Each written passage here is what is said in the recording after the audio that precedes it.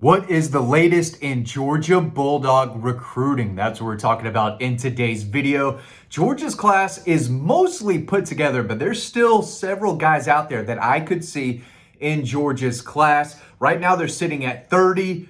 I think in reality, it's just 28. Of course, there was some bad news last week with two Georgia commitments who had some trouble off the field. Chase Calicut, the cornerback from Houston, and Seven Cloud, the JUCO defensive lineman, both getting into some pretty serious trouble. There's no way those two can be in Georgia's class. If I'm Kirby Smart, immediately after both arrests, I'm saying, nope, no way. You cannot be in this class. There's no way we can accept you. So I don't think those guys are going to publicly say, hey, I'm decommitting, but in no way, shape, or form should Kirby Smart allow either one of those guys to be in this class. So if you don't count them, which we're going to, Georgia sits at 28 commitments, and there's still room for more. So let's dig into it, right? And we're going to start on offense at running back. They've got Jay Lamar as their only running back commitment. The big four-star from Colquitt County, who is in store for a massive senior season. Make sure you go check him out, watch him play. If you live in South Georgia, I'm probably going to watch him play when they come up and play at North Gwinnett. So if you're in the Suwannee, Gwinnett County area and you want to watch this kid play, you have an opportunity to do so. Still, they need one more running back, and an in-state guy that I think could really start possibly trending Georgia's way is Amari Latimer out of Sandy Creek. He's currently committed to Wisconsin, but this is a guy that we've been talking about for a long time, especially because Georgia offered him early in the process. I believe he was a sophomore when he got a Georgia offer. This is a big physical tackle breaking kid, 6 foot, 200 pounds. All muscle. He ran for 1,400 yards as a sophomore in 2023. Last year ran for just over 1,100 yards and 15 touchdowns as a junior in just 10 games, rushing for over 8 yards a carry. The guy is a real player. I've said many times that he is one of the best running backs in the state. Just felt like Georgia had some other guys higher on their board. Doesn't look like they're going to land Savion Hyder at the end of this month, and obviously Derek Cooper committed to Texas without taking an official visit to Texas, by the way, committing to the Longhorns for relationships, cha-ching type of relationships, but doesn't matter. What matters is that they are not landing those two guys who they had higher on their board than Amari Latimer. But again, committed to Wisconsin, but if Georgia starts turning up the heat on this kid, I can definitely see him opening things up. Sandy Creek is, an hour away from Athens, in-state school, and he can play. I mean, he will run through defenders with ease. He's going to have a massive senior season. So he is a four-star running back in the state that I think if they want to, kind of pursue a little bit more, have a chance to flip him from Wisconsin. So they want to take two running backs. That's definitely a guy to know. Jarian Campbell at McEachern is a guy to maybe keep an eye on. He's an option if they want to go that route. He's committed to Indiana, but I do think they want to take another running back. On the defensive line, because we're just going to mark Seven Cloud off of the commit list. There's just no reason. There's no reason to let that kid come on board. They have 5 defensive linemen if you don't count him, and I think there's room for one more. Anthony Lonan Jr. is an in-state guy. He's more than in-state. He's local, right? Clark Central High School, 6'2", about 260 pounds. He's making his decision this upcoming weekend, August 2nd, I believe. Georgia and Georgia Tech are the finalists. He made 51 tackles last season, 15 tackles for a loss, and 8 sacks. He earned an offer from Georgia on June 3rd. Up until that point, his recruitment didn't really take off. I wrote about him for another outlet as an under-the-radar guy with power forward potential months before he got his first offer.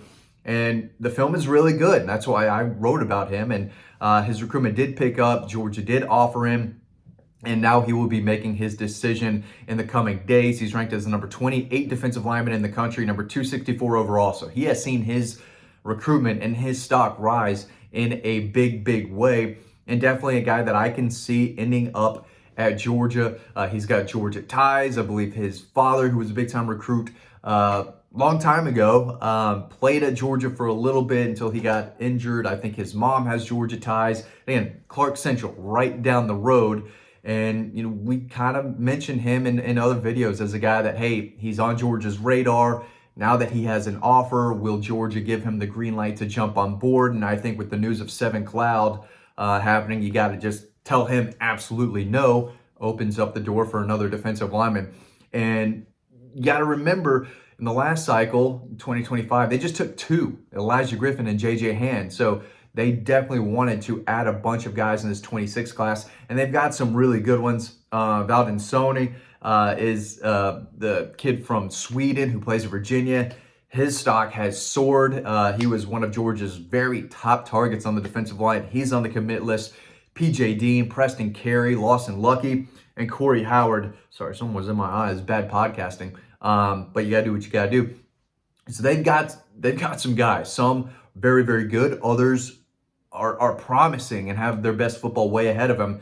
And so if they want to take another defensive lineman, Anthony Lonan Jr. is definitely a guy right down the street that is a good player. I think he has Virginia Tech had offered him some ACC schools, but at the end of the day, Georgia and Georgia Tech, I think he would be a terrific pickup for the Yellow Jackets, and a guy that we could see on Georgia's commit list. So one running back is what I think they want to add, another defensive lineman. Now you need to go and probably get another cornerback with the Chase Calicut news. There's no way that kid can be in the program. So that opens up a spot for someone else. I'm going to try to put some notes over on dawgpost.com. So if you want the latest on new cornerback targets, make sure you head over to the website, because I think there are some guys out there that might have to go flip a guy or two. And again, for those names, make sure you head over to the website. We've got a great deal going on right now. So if you're not on Dawg Post, you're not 100% up to date. And that's what you want to be. The season is right around the corner.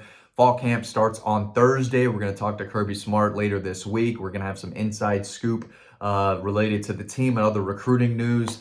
Every Sunday, we've got what we're hearing on, behind the scenes info on the team that we're hearing. And that's over on dawgpost.com. So make sure you're checking that out. The season is here. We've got a great deal. So that's great news for you. Make sure you're checking that out. I think they also would like to take a third linebacker. Obviously, Tyler Atkinson chose Texas over Georgia. That was obviously his decision. But they've got two really good ones on the commit list. Shadarius Tootle, a guy who I'm going to say his name probably a billion times during his career. Makes me chuckle, makes me smile every time I say it. But he is a tough, sure tackling kid from Mobile. Nick Abrams is a guy that jumped on board earlier this month. He plays in Maryland. So they've got two really good ones. They only took two in the last cycle, too. Zayden Walker and Anthony Crew, a guy that they kind of found later in the process. Wouldn't surprise me if they went after another linebacker later in the process as well to add more depth. So I do think they'd like to take another cornerback, another linebacker, and I think they'd like to take another tackle too, another offensive tackle. They've got a lot of interior guys, and they do have one really good one in Akene Agboko, but an in-state guy to keep an eye on, currently committed to Florida from Douglasville, South Paulding High School, Tyler Chukayem. I hope I said that right. Probably didn't. I got to do some more research there. I got to make it over there to talk to the kid, make sure I get it right next time. But 6'6", 280, and a really good player like Anthony Lonan. This is a guy whose recruitment and stock kind of started a little later, but then it took off. And this is a big kid with size. Florida liked him. They got him on the commit list. Never took an official visit to Georgia. We'll see if Georgia does offer. Right now, if he did earn a Georgia offer, I may have missed it. Right now, I don't think he has one.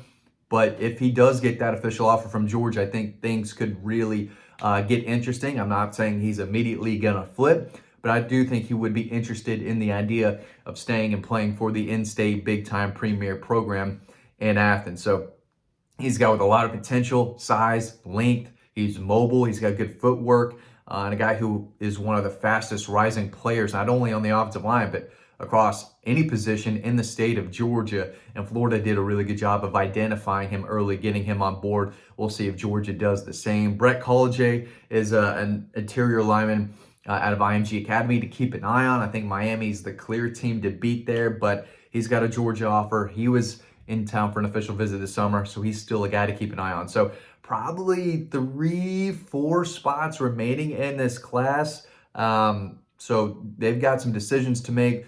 there's always a chance they find a guy or two late in the process that they jump on board around November, December, who's having a great senior season that they offer. So, this class is not full by any means, and there's still guys that they are still pushing hard for. We'll see if they can turn up the flip meter, if I can get that out correctly, with some other guys, because they are definitely still recruiting others who are committed elsewhere. So make sure you stay up to date on dawgpost.com. Again, we've got a great deal going on right now. Make sure you're taking advantage of that. Thanks for watching. Hope you learned something, and I'll see you on the next video.